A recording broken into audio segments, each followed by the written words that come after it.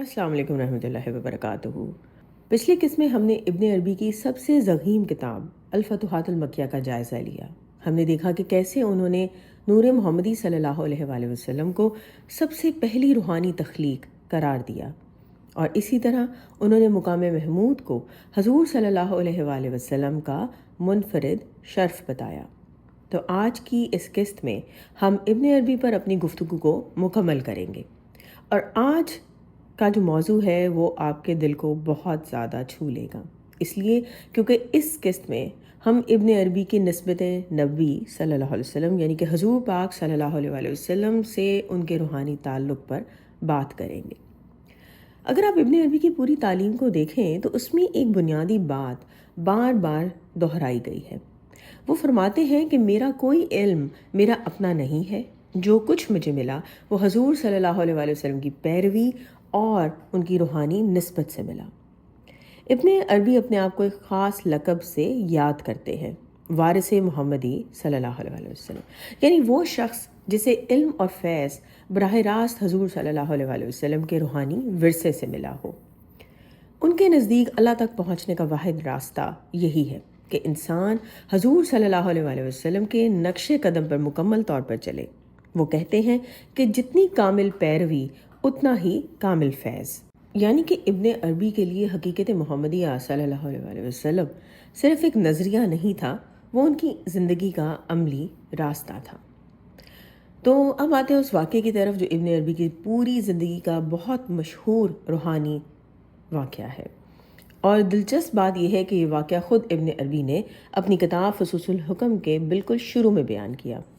ابن عربی فرماتے ہیں کہ 627 ہجری کے محرم کے آخری دنوں میں شہر دمشق میں انہوں نے ایک خواب دیکھا۔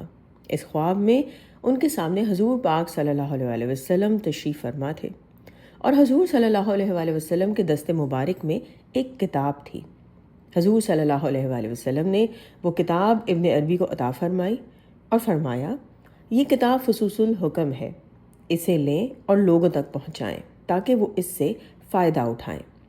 ابن عربی کہتے ہیں کہ میں نے بالکل ویسا ہی کیا جیسا حضور صلی اللہ علیہ وآلہ وسلم نے حکم فرمایا، نہ اس میں کچھ اپنی طرف سے بڑھایا نہ کچھ کم کیا، میں نے صرف وہی پیش کیا جو مجھے عطا ہوا۔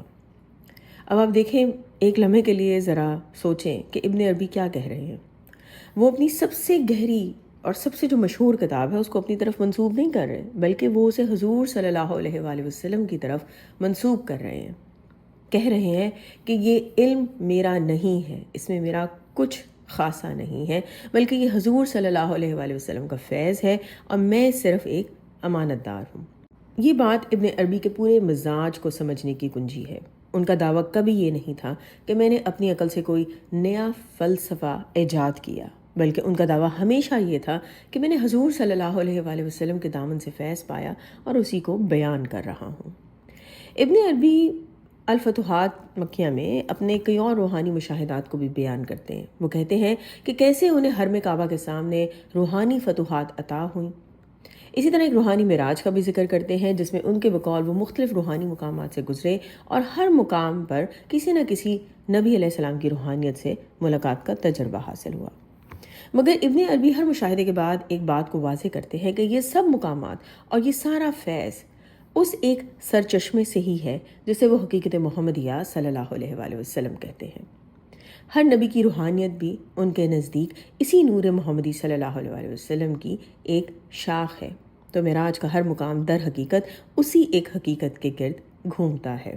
انشاءاللہ اگلی قسط میں ہم ابن عربی کے سب سے بڑے شاعرہ کی طرف جائیں گے، عبد الکریم الجیلی۔